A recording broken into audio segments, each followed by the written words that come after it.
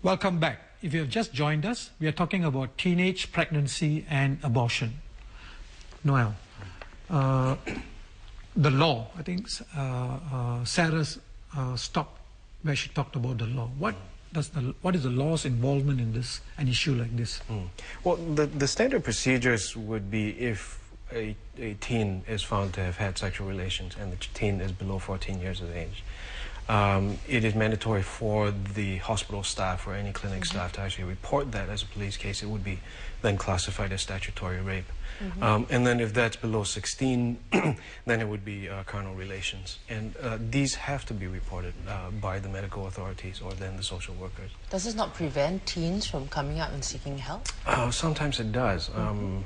And that's one of the main concerns that we would have, that then there would be a lot of underground type situations where girls would seek help in other unsavory places. So you say it's an offense. So do you know whether what happens after a report has been made to the police? Do they take action against the people involved? Well, there is an investigative process, so it's fairly lengthy. Typically what happens is once the police are alerted, they would come straight to the hospital. They would then interview the patient, talk about the situation, try to ascertain who the boyfriend is. And if they can pin that, then they would then work with the family to see if there's possible charges that might be laid out. There's an investigative process depending on what the decisions are. Then sometimes a charge may be laid, sometimes it may not. So in the case of the second abortion, did you tell the police who the man was? Actually, I turned over the story. You turned the story over? Yes. In what form? I say I went out, drink with friends, then the sexual relationship happened, but I didn't really talk about my boyfriend. And why? You wanted to protect him? Maybe.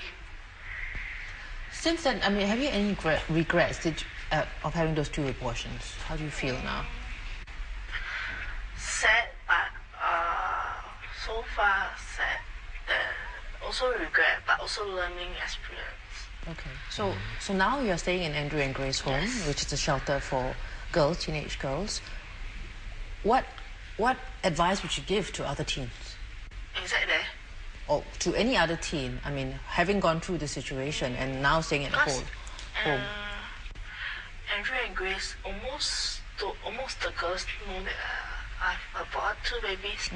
When something happens to them, they will come ask me for advance. I will tell them not to, but I say if you have already done it, you have to check, prefer to check, 2 weeks once, 1 month later check to make it safe. But I tell them better not do it, because when you look at baby, you feel like giving birth to baby.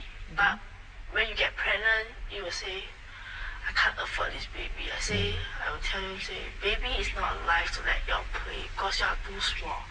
I say, I went through this and I don't want any happen in this case. You don't want to do anything, think before you do, because it's not really very fun thing to do. Very wise words. Yeah, very wise words. Yeah, exactly.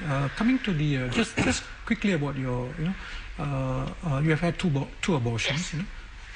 What would you do to make sure that you don't get a third, maybe even a fourth? After the 2 abortions, I start to think not to do the wrong thing, do the right thing. What is the right thing? Maybe do study courses, do different type of studies. Is it more keeping away from bad company for you? I mean, what was the situation? And focusing on your future? When I haven't go in, I was with bad company. But after I come out, then I went to Andrew and Grace home. I started to change and do the right things with the good company, not with the bad company. Because I realized, actually, I would tell my father, no, my friend won't get me in trouble. When the day comes, when really, always something happens, your parents stay beside you. But when happens something to you and you call your friend, I don't think any one of friends will stand in front of you to help you. Always it's your parents. Noel, do you find that situation? I mean, you run this sanctuary for babies. Why do these teen mothers or mothers give up their babies? For the teen ones that we work with, the primary reason is financial ability. And obviously, they wouldn't have them. A lot of them would want to be going back to school. It's very unrealistic for a lot of these teen mothers to keep their kids. Not to say that we haven't seen successful cases. We have seen some where they've made good, but those are few and far between. We notice that teens between 16 and 19 need parental consent to give up their babies, but not to have abortions. Yeah. Does this create I mean, what do you think about that?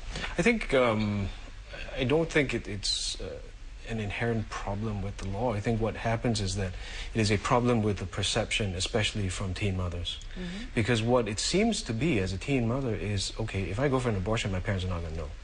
If I do go for, to place a child out for adoption, my parents are going to know. And that's going to open up a whole can of worms that they're not prepared to deal with. And so a lot of times they think that that would be the easier way out of the situation, therefore I would go for the abortion.